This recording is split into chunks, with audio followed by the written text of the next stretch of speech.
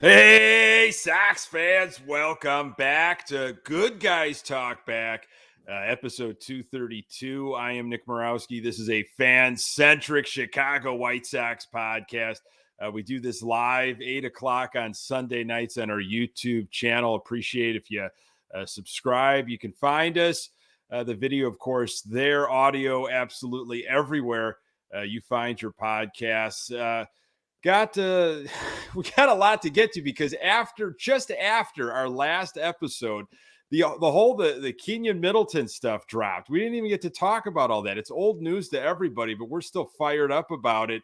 And of course, the Sox were swept by Milwaukee. To chop everything up, my very good friend, diehard Sox fan, Pat Hester. Hello, sir. Buddy, it's good to talk to you. Yeah, it was a shame we missed the breaking news. We could have broke it on our show. Hours. We missed it by hours. But, it is what it is. It's people obviously don't come to us first with breaking news. That's okay. We're a podcast after all. But happy to chop it up with you and all the rest of the cesspool that is White Sox Twitter and White Sox Nation, as Rick Hahn calls us. Yeah, definitely want to get to all that. Sox are 47 and 72 as we record. 25 games under 500, huh? How about that? As the Bears had their first preseason game, and you'll see, schools back in session, football starting, and of course the way the Sox are. I believe, interest, of course, is going to just completely fall off the cliff if it hasn't already. This team is 14 and a half back. If you're, paying attention to those types of numbers, it was Milwaukee's in town. And, if you could pick a second favorite team, which I don't have a second favorite team, it's Sox. I could get and root for Milwaukee. I like the city close by. They're a needle in the Cubs sides. Fun town, fun stadium. I've had a blast up there in Milwaukee. But it was a shame, not surprising, but a shame we get swept. Elvis night on Friday, you were there in person. Why don't we kick it off with some of your experiences from the game? Well, let's start with, the predictability that they would lose in extra innings. I mean, is there a worse team in all of baseball in extra innings? I can't pick out one. I know, this team is bad, so they're going to be bad at a lot of things. It just blows my mind how they will continuously lose in extra innings, and it's like not even it's almost a foregone conclusion. The Flying Elvises, they were there, they jumped in, they parachuted in, 3 of them before the game. That was fantastic. Lots of folks in jumpsuits. There was some good stuff. 2 Elvises, right? You had Elvis Andrus for the Sox, and sure, you had an Elvis, I can't think of his last name, but a pitcher for the Brewers. So that was something. That? 2 Elvises. Wow. Kopeck obviously had his struggles early on, which seems to be a continuing theme. Heard a lot of chatter about him earlier today on White Sox Weekly when I was tuning in on my driving around town, believe it or not, listening to a Jeff Miller stepping in for a Connor McKnight who had play-by-play duties today. And there was, a lot of hope still. And we can break that down sometime. I don't know if today's the right day, but the hope still for Michael Kopeck and what he could become. But again, it's close games are going to be lost by bad teams and won by good teams. And when you go into extras against this team, that's all it takes. Kopech's post-game comments are oozing of confusion, frustration. I mean, it's the same stuff over and over. He's flat out just tired. He even said it. I'm just tired of talking about this, how I'm grinding, how I don't know what's going on. It just seems like he has slipped out of some repeatable motion that he might have had. And that becomes almost a new norm, a different type of motion, ball release, whatever. And that becomes what he's using. And he can't get back to what, it works for him. And we see these moments sometimes within games, sometimes an entire game, few and far between, definitely not at all what I hoped for from Michael Kopeck, a guy that, I'm sorry, he's going to be a starter. I just don't see them pushing him to the bullpen. He's going to be in your rotation in 2024. And I just want him to get as many, I guess, confidence building starts as he can the rest of this year to go into the offseason with his head up high, got something to, go off of. And this is another bummer on Friday. Let me ask you this question, Nick, and maybe I'm looking too much into it, especially after what came out, like we had mentioned shortly after our last podcast.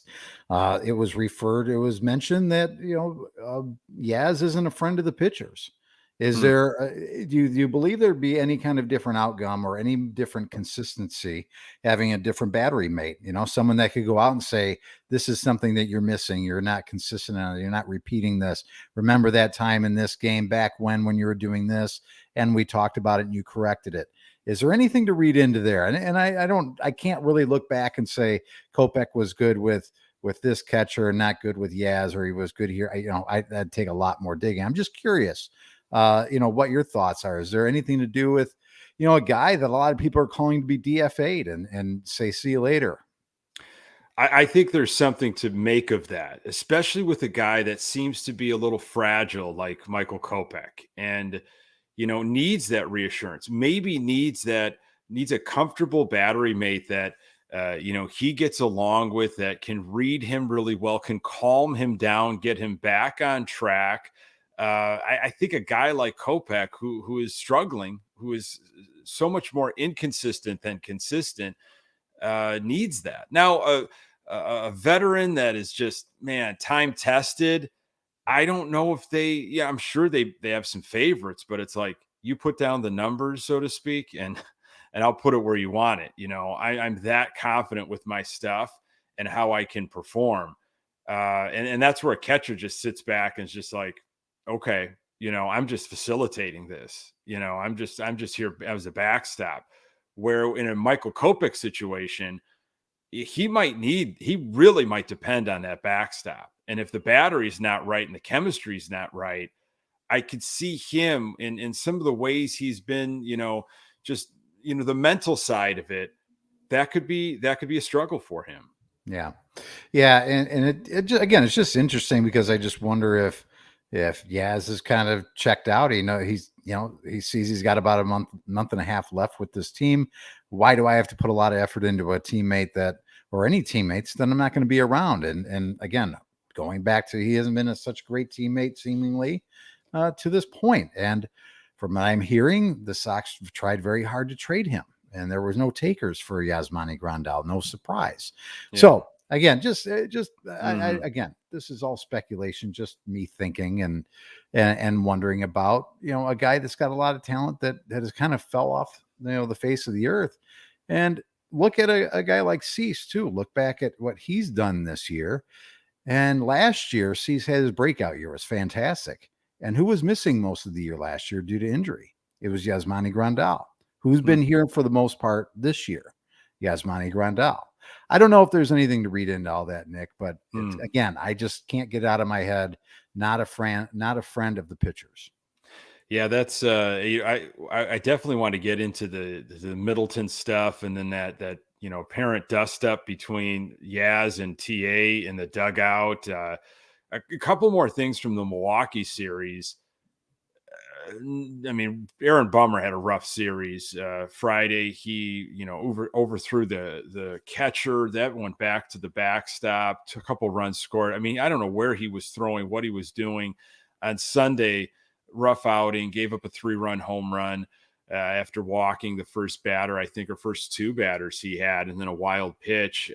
Jesse Scholten's a pretty good outing on Saturday. Grifol left him in maybe a batter or two too long, which was just, managing 101. It's Grifol. Just, I don't know what he's doing. I will say that again, there was something that was talked about on White Sox Weekly today, Nick, and it was interesting to hear the take from Connor McKnight, because I think if I heard him correctly, after he issued the first batter that got on base against him, the next guy hadn't walked in like 67 consecutive at bats.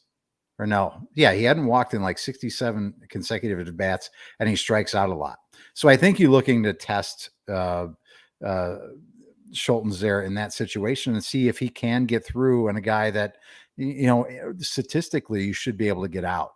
So I think what you're going to see now, and again, I'm not going to defend Pedro Grifol, because some of the comments that he's made lately are just head scratchers, and I can't even believe that would come out of a manager's mouth at this point in the year, given where they're at in the standings. But he may be managing a little bit differently, seeing where guys can go in certain situations, pushing them past maybe where he would normally put them. But in Jesse Scholten's situation, you got a guy that you want to see. This is a great opportunity to see if this guy maybe can be a starting rotation type guy for you. And here's a great opportunity here to get out of this inning. So yeah, normally I would say that was ridiculous, but in that situation, I'll give him maybe a little bit of a pass. Here's Pedro from earlier this week. We're never going to compromise a major league win because they're really, really hard to come by. At the same time, these things we have to correct before we move forward, and that's one of them. Just have to get better at it. Talking about fundamentals and essentially talking about development, to the point of, why is Elvis Andrus still playing every single day? Why is Yasmani Grandal, of course, out there? Sebi is having some injuries, and they're finally giving Carlos Perez a look because of an oblique injury by Sebi Zavala. So I guess counterpoint is that would be hypocritical then of Grifol's stance of, you're trying to, you're trying to have Scholten's develop into maybe a gamer and to get out of certain situations instead of, hey, he's a little gassed. He's gone about as long as he's ever gone. If you're looking to win and you're not going to compromise wins because they're hard to come by, then get your bullpen in, So yeah, I completely understand that. And that's where it's like, Grifol, you're lying. You're absolutely lying here. The Sox are now 25 games under. I think they were like maybe 22 when he said that or something, completely out of the race. Just call it, man. Because now we want to see the development. That's all we've got here moving forward to the end of the season. I want to see who's going to be around in 2024, or who might be vying for positions in Arizona. So, he could have just been lying to our face and knows all along that this is about development, but maybe he just wanted to put that out there for the fans and the ticket payers. And I want blood here. I want to see a win if I'm shelling out the same amount of money, all that kind of stuff. But yeah, I think Scholten's could very well be in your 2024 rotation. Does that make it right? In my mind, not really. I would like the Sox to do better, but here's a guy that spent 6-7 years in the minors. He's 29, 30 years old. He's had a few starts. Is he really going to all of a sudden figure it out, and put it together? And, again, he'd be a back end guy, but the Sox shouldn't settle in any spot. So, but that's where we're at. But it's interesting though, Nick, and that's a good rebuttal in reminding me of his comments, because I think it just displays that the guy is, maybe a little bit out of his league, in terms of where he's at. I did hear Elvis Andrus today talk about Grifol's getting a little bit more comfortable now that he's been in the spot for a while. And he mentioned Pedro's actually having fun, which I'm so glad about. I didn't want Pedro not to be having a good time. I'm glad he's finally having fun. Sure. So that's good. Winning is fun and fun is winning. So yeah. But the comments about we won't sacrifice a development for wins, or vice versa, or however he phrased it, to me, that's a fireable offense. If that's how he truly feels, at this point, look at where you're at in the standings and where this team is at. And the fact that if it were me, I'd be begging for these young kids to come up, because if he's going to be managing them next year, I'd like to get them up here and fail now in the major leagues and have some adversity and get a taste of it and kind of bounce back from that and learn how to grow from that.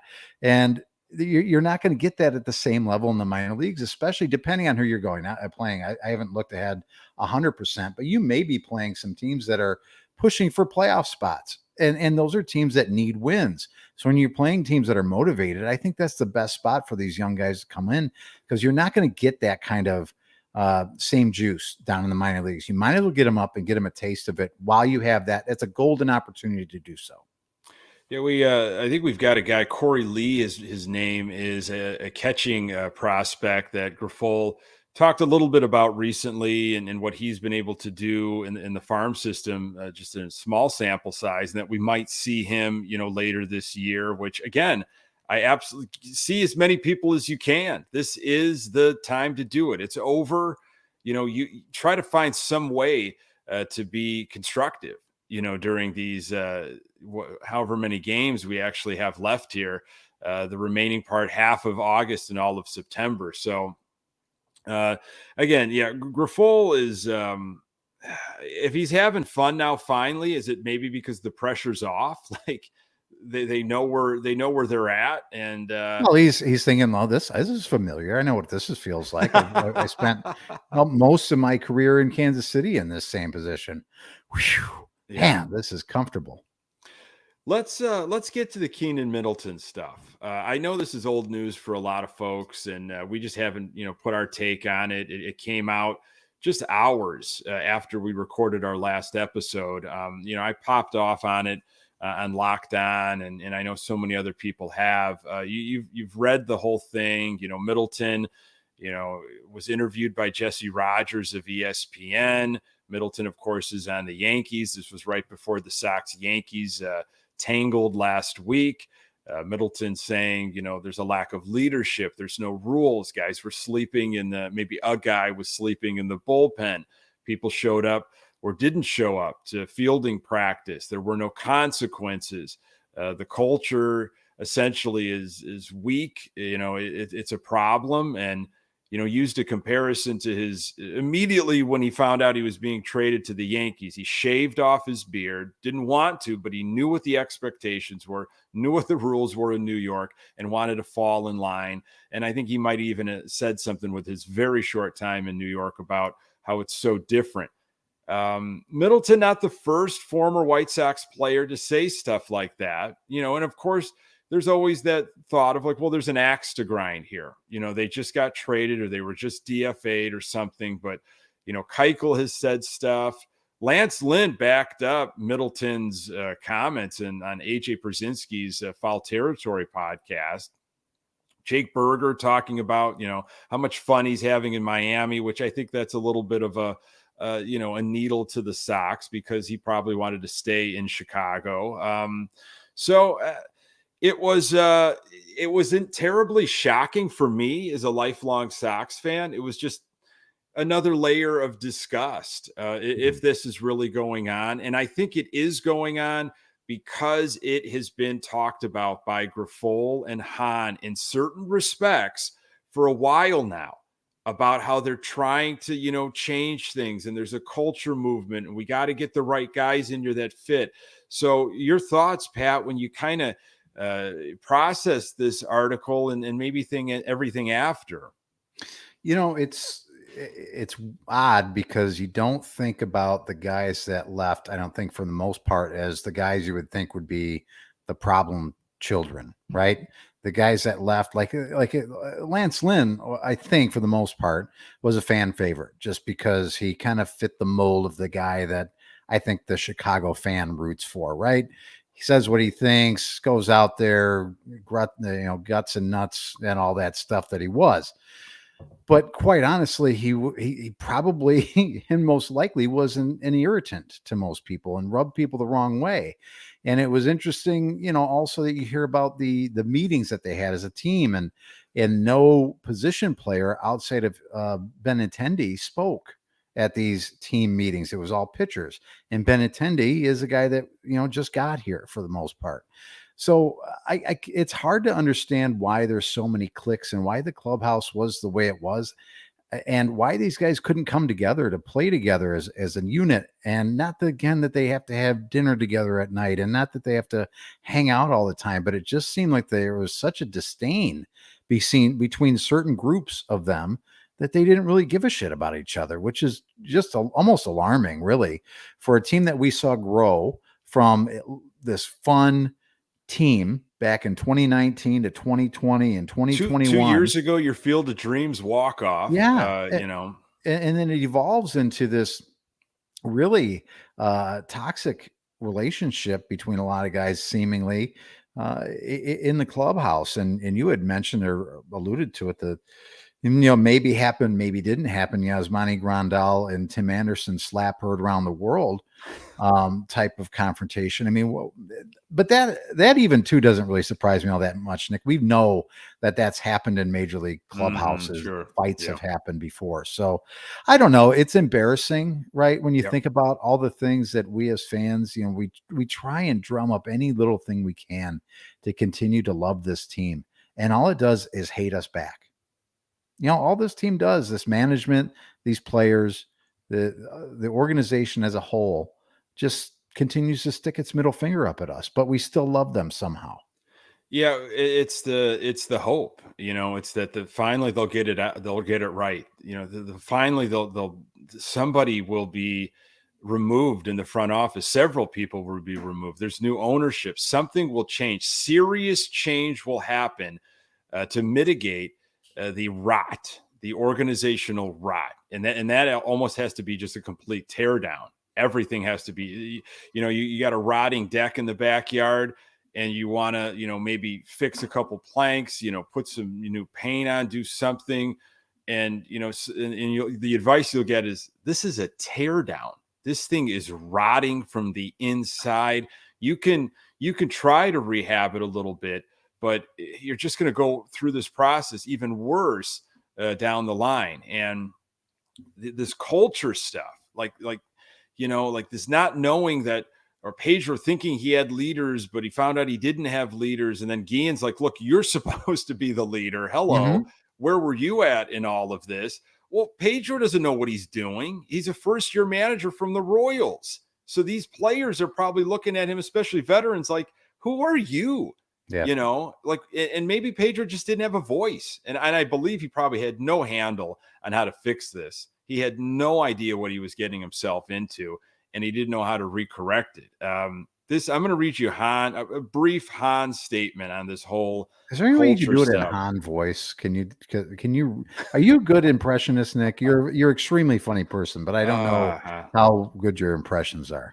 No, because I think I'm going to read his actual quote. If I could ad lib it, I'm sure I would add in some of his, Harvard, MIT, wherever the heck he went, Michigan. He uses some interesting vocabulary, and the way he furrows his brow and kind of, it makes you feel like he really cares the way he delivers it. He's putting on such an acting job of how he's selling this. But here we go. No one in this organization for the last several weeks has run from the fact that we've had culture issues and we need to improve the leadership in that room. We're going to continue to strive to get better at that area. But one thing we're not going to do is stand idly by while false reports are put out there about the character of the men that remain in that room. And Han tried, I think he negated most of Middleton's comments and had an excuse for everything. But at the end of the day said, this is something we've been dealing with. And he almost made it sound like, well, we took care of it at the trade deadline, so it's old news. I don't know why we're talking about it right now. It sounds like it's been going on for a long time. So here's Grifol. This one's great. We're moving forward. We're moving forward with new laid foundation on rock, not on muck. On rock that is going to sustain any little problem that we may have. So culture is a big deal to me. It's the most important part of a winning franchise, and we're determined to build it and build it the right way. Where was this, X amount of years ago? Where was this in the fall of 2022 when they were looking for a new manager? We're going to do this the right way. We're going to do this, and we're not going to have any. You're always going to have some issues when there's overlap, right? When there's a change of coaching staff and manager. But if you think you had some problems and some clicks and some culture stuff last year, okay, and you saw an opportunity where we're going to have to put a new manager in, then I don't know why you go after a guy that has got a proven track record that will get people's attention, that knows how to handle this kind of stuff and can set the foundation on rock from the beginning, not this game we're playing now in August. Do it from the beginning. I don't know why you go about doing that from the start, but that's where we're at now. Well, again, I think it was said in the article, shit rolls downhill, right, Nick? So let's talk about setting wherever the foundation, in the front office. Let's talk about what is your mission statement as the White Sox? What is the White Sox way? And that needs to be explained to me. And if you can define what the White Sox way is, and that is taught from every level of your system on up and down, and that's how we live it, and everybody's aware of what your mission statement is as an organization, then that trickles down to your management group, and then your manager on the field, and your coaches. So everybody's singing from the same hymn book, and now there's no confusion about what this organization stands for or what it is. And then you talk about the accountability and this will happen if this happens, and this happens if this happens. There aren't there are, because it's sports. There's always going to be special rules for superstars. I get that. The sleeping thing, I guess you could explain that away. But listen, everybody's going to be playing from the same set of rules. And then you've got to take that and you've got to figure out who your real leaders are and who can implement those into the clubhouse. And it doesn't have to be the committee. I think Tony had 20 guys on his veterans committee. It's the whole team. It's why don't you just bring everybody in at that point? But you've got to find, I think, 3 or 4 quote unquote captain type guys. And those are the ones that are going to make sure that the rest of the rank and file are staying and going in the right direction. And if you have that system set up properly, it should run and show itself on the field, because then when everybody's accountable to each other, you've got a leader in your manager that's being, implementing leadership the same way that his boss is and that the owner is, then you've got a really strong organization, Nick. And whether it's in sports or whether it's in anything else. But when the owner does his own thing and has his own set of rules and sometimes hires his manager, and then you've got the vice president of baseball operations, sometimes he does trades, sometimes he doesn't, depending on the relationship. And you've got Rick Hahn, who sometimes makes decisions, really doesn't, but I'm not really sure what he does other than he's got to be the meat shield for Jerry. Again, there's such a dysfunction there, Nick. How can anything function properly once you get to the clubhouse? Yeah, absolutely. It starts at the top. And Jerry Reinsdorf had opportunities this past week, was approached by media. Would you care to comment? And just would brush, people off. And there were some wonderful articles written, Tribune, Sun-Times, op-ed pieces on why the White Sox continue to White Sox. Why are you the way you are? Why does this continue to happen? And taking everything you said, which was spot on, it absolutely starts at the top. And Jerry needs to get in front of people, desperately needs to get, if he cares at all, which I don't think he does. I think he stopped caring a long time ago, and he's got people around him that protect him from all the negative stuff and that will just tell him positive things, reassuring things. You're great. You're the greatest owner. Everything's going well. Look at our numbers. We're profitable, blah, blah, blah. If any of this does get to him, I don't know, maybe there's an ounce of him. If there's an ounce, you need to get in front of a microphone. You need to get in front of, a camera and talk to fans, talk to ticket holders, talk to the media, talk to White Sox Nation, and explain yourself. Give your story and where the White Sox are headed, where the organization is headed. Don't let Hahn do it. Don't let Williams do it. There's no accountability. We don't have accountability problems at 35th and Shields. I want to hear from Reinsdorf finally. And I think that's what's so aggravating, is he just is consistently silent. And it's just, he does not care. He absolutely does not care. Even if you have somebody write the statement for you, just deliver it for once, get in front and talk to the Sox fans.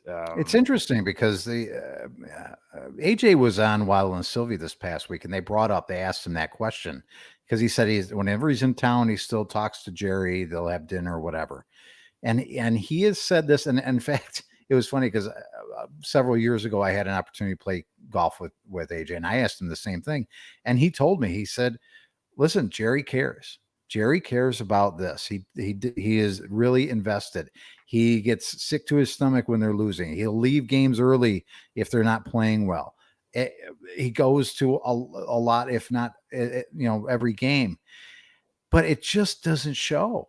You can tell me till you're blue in the face that, yeah, the guy cares, but do you really believe that? Or are you saying that because you're hoping to be employed as a manager someday by this team?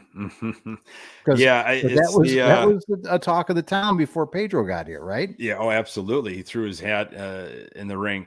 Is it the Jay Cutler situation of your body language and the way you appear gives off a stink and gives off a vibe, but you may absolutely be passionate and you want to win like nobody else and you absolutely care.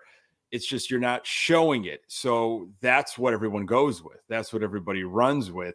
And if Reinsdorf feels a sliver of what you just said, then all you need to do is finish this off by putting yourself in front of a camera every now and then and having your PR person, somebody write you a speech and deliver it.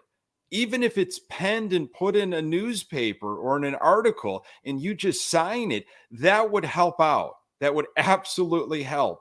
But just to be silent and to give nothing while all this has been going on, and now there, is a new, there's a tear down, and I don't know where they're going right now. Remodel, retool. I feel like we'll find out more once the season ends and who sticks around and who doesn't.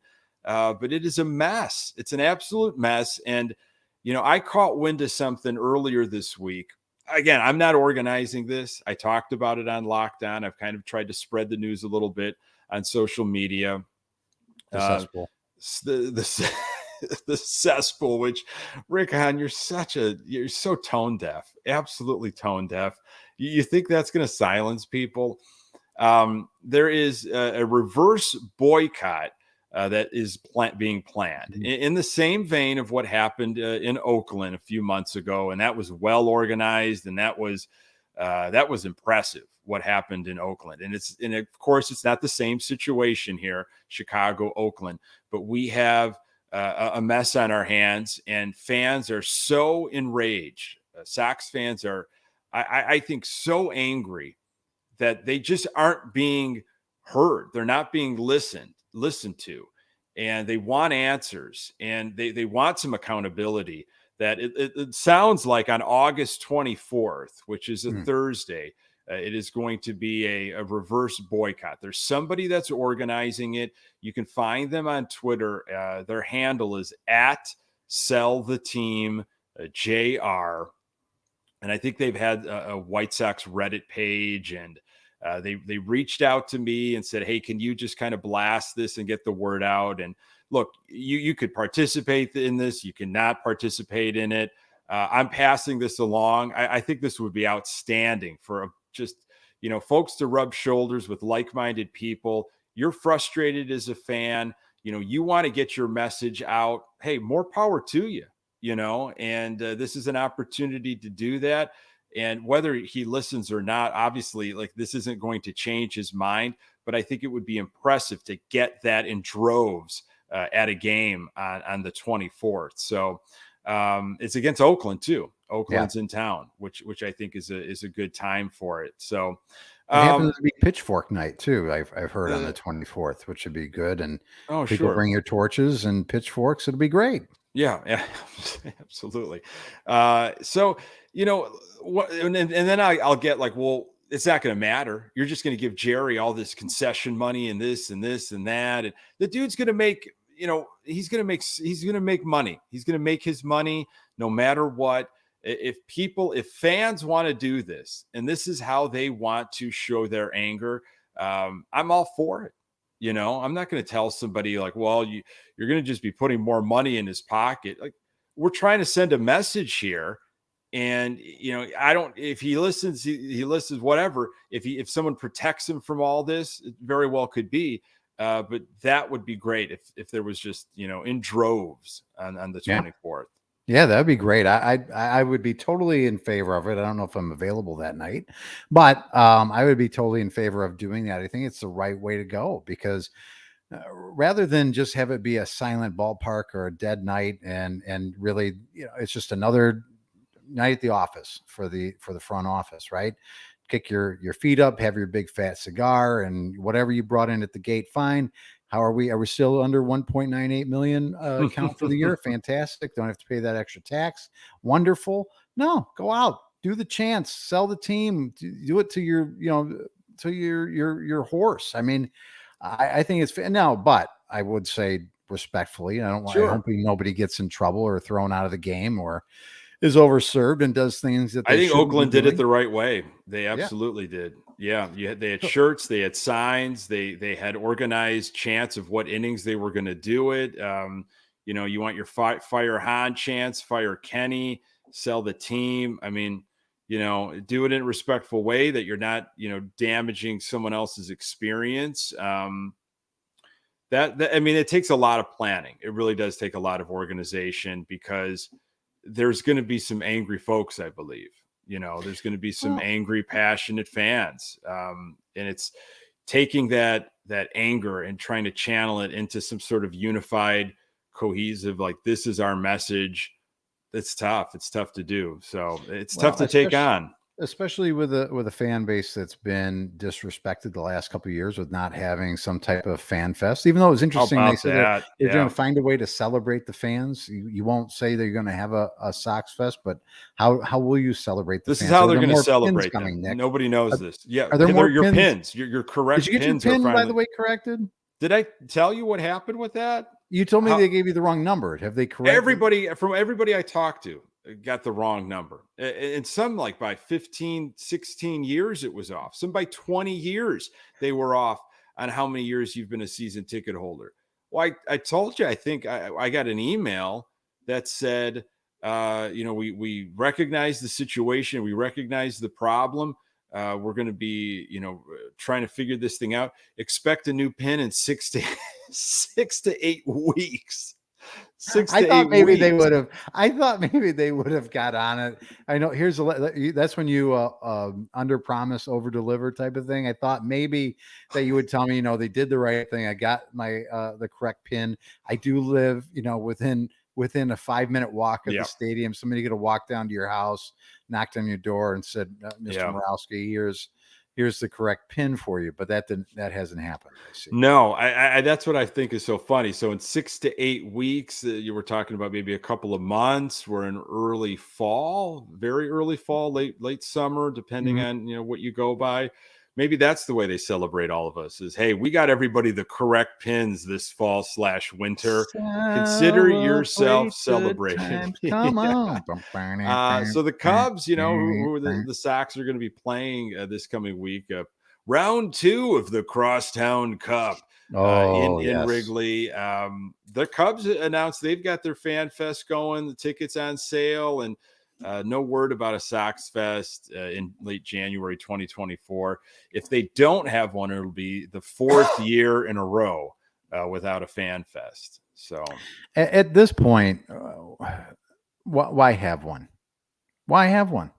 You've gotten it to the point where people are probably used to not going now.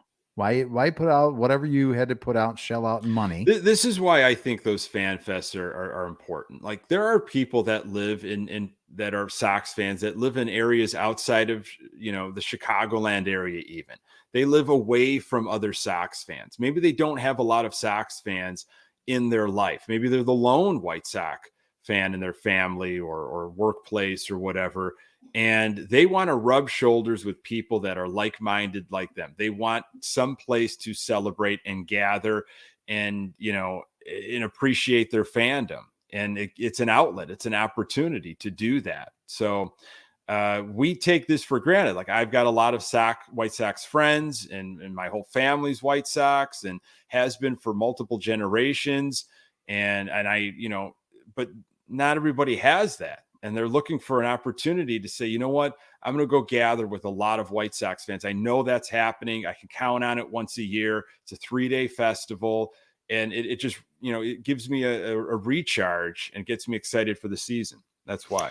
I think we just organize our own thing. I think you and I should organize a festival, 3-day festival. We'll invite in other content, other White Sox content people. Yeah, we've kicked this idea around before of, trying to rope together a bunch of other content creators, bloggers, podcasts, and get something together like that. It's a daunting task, because I'm not trying to make money on this. It's just trying to get fans together, trying to get Sox fans together and just hang out. I think this is a great project for you, Nick. You should take this on. You really should. You embody every White Sox fan out there. And why not you head this up? You create the White Sox Fan Fest. I'm leaving locked on, and this could be my new project. You're going to have so much time on your hands, Nick. What else are you going to do? You might as well. What else am I going to do? Fest. Well, we have ribs there. That would be my suggestion. Make a rib fest, but a White Sox fest instead. Yeah, I'll have to think about this a little bit. But there has to be something. It's just really unfortunate, and that's where this, reverse boycott, I think, it gains even more steam. It's just like there's just a lot of there's so many disgruntled White Sox fans, and that's putting it mildly. That is the calm way of saying it. So we have a disgruntled fan base. I was actually leaving church today, Nick, and I was talking to somebody, and we're standing still in almost the entrance of church, and he's cussing about the White Sox, and I had to remind him that we were in the house of the Lord. Yeah. Well, that's everywhere. And he also said, I hope Jerry dies. And I said, well, maybe we should step out of this building before you say that. But anytime you're walking around, I found this so many times. I've got a Sox hat on or a shirt, and you run into somebody that has got Sox gear on, and they'll say, kind of tough, isn't it, these days? Tough to be wearing that hat or whatever. And you just spend 3 to 4 minutes venting about this team, and then it all circles back to top down ownership and down, and it's fascinating. Everybody is so upset, and you just don't know where to put your frustration, and this stomach that this is probably going to go on now with a lack of accountability and a lack of focus for a couple of years, maybe. It's tough to really process. But we'll get through it together. We sure will. You and I and all of our great fans will just we'll persevere. That's what I tell my kids. It gives us character. Sox fans have so much character. We do have a lot of character. We have Sox built fans strong characters. have a lot of character. So yeah, I with all this going, I just want to see the Sox beat the Cubs, because the Cubs actually they are, they've got some stuff to play for. Yeah. And the Sox need to have some redemption, and I'd love to just have them punch them in the mouth and spoil some things for them. That's what the Sox can do, is play spoiler, and might as well start against the Northsiders. Playing spoiler would be fun. Playing with some type of listen, look at this as your playoffs, this is your World Series type of thing, and this is the closest thing you're going to get. So I just want to note Greg's comment, because I believe it's a Seinfeld deep cut. I believe George said that. People are always telling me I'm quite a character. I think that could be true. And then it was Kramer. Now Kramer's a character. I believe that is where we're going with that. Well, that's excellent. Good job, Greg. Hats off to you. So who knows, Pat? I'm looking for some developmental stuff. I am looking to see guys that are going to be around in 2024. I want to see where we're headed. I want some young guys to get an opportunity in the next coming, weeks, the next coming, month, before this season is up. Pedro's going to change his tone. The organization has got to change that. And there's going to be some wins compromised because they're going to be giving the youth some opportunities to start seeing what we have. Well, yeah, and for me and for everybody in that organization, the offseason begins now, and you've got to take a look and see what you have, and you've got to push guys to be in situations where they might not normally be, see how they handle it. And for guys that have no future on this team or anything, just it behoove you to cut ties and move on from those types of individuals if they're not serving you or serving maybe younger players that are coming into this situation any good. Then you might want to think about, just ponying up the money and saying thank you for your services. Thank you for at one point being the highest paid White Sox player of all time. Have a nice rest of your life. Before we leave, and you obviously, you got your chance to change your mind, and it's pretty early. But after everything that's happened over the last couple of weeks, especially this past week, Rick Hahn stick around as general manager in your mind? It's interesting, Nick. I mean, I think I commented in the chat that I think he knows he's out. He's just made some comments recently, even more arrogant than normal and more snarky. Just, Can we use the word snarky? A little Perhaps? bit snarky, a little more arrogant, and a little more like, I know I'm out of here type of thing. It's somebody else is making these decisions. It's almost like he's saying it without saying it, and he knows that his days are numbered as the GM, and maybe it's one of those mutual, partings type of thing. It's like, listen, I love those. Yeah. If you were him, wouldn't you want to do that, Nick? He could probably get a job in some other organization, not as a GM, but he could probably get a job somewhere in baseball. Why would you want to be here? I don't know why you would. Why would you want to be somewhere where you're not? Nobody wants you here other than one person. I think I would imagine it's pretty time sensitive. Like when you're a player, you have no choice. You get traded and like you have to uproot your family and everything. And then of course you can get canned as a manager, as a GM. I absolutely feel like he is protected and has been protected, of course. And I really only thought the way he was going to leave is if he stepped down. But, you got to look at, I would say he's probably got a couple kids and like where they're at in school. And is this the right time to like get them out of this? They've got a collection of friends, and is this the right time to move on and leave this environment and go somewhere else?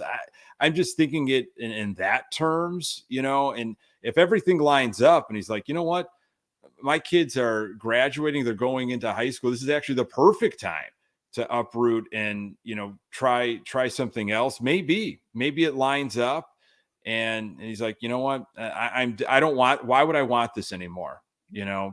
But he wants it because it's a gig. Yeah. it's a well-paying gig, yeah. And he's got constant job protection, and he doesn't have to provide results. I suppose that's true. If you were setting the line in Vegas, Nick, what would you put it at? Is him returning as general manager or whatever his title is, according to Joe? And I agree with him. He's not really the GM anyway. So right. I think it's 50-50 right now.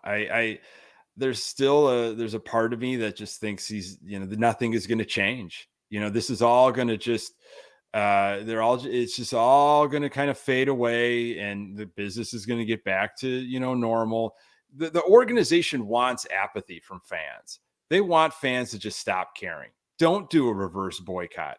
Don't care about this team passionately, on the cesspool, on White Sox Twitter cesspool. Like, don't pay attention to what we're doing, because we're going to keep mucking around and doing our thing in this organization, and don't call us out. Like, don't care about us almost. But I think the fact that so many people still do and keep getting riled up, that's where I think maybe this is finally going to be an opportunity for some change. And that's just me hopeful. That's why I just kind of put it at 50-50. Yeah. Well, let's I guess we just wait and see. Yeah. Pat, it's always a pleasure, buddy, despite the stuff we have to talk about here. Yeah, I always enjoy our therapy sessions. Thank you, Nick. And I look forward to talking about it with you next week. Hopefully. I'm really hoping we talk about, a 2-game sweep against the Cubs. I hope that's what we can lead with. What are we joking about here? We haven't had anything to positive talk about in 2 years. I know. Folks, really appreciate you jumping in the comments, being with us here on our YouTube channel. Please subscribe, pass this along to other White Sox fans in your life. The audio is available everywhere. We're on Twitter, Cesspool, at Good Guys TB. We've got a Facebook fan page. For Pat Hester, I am Nick Murawski. Until next time, go Sox.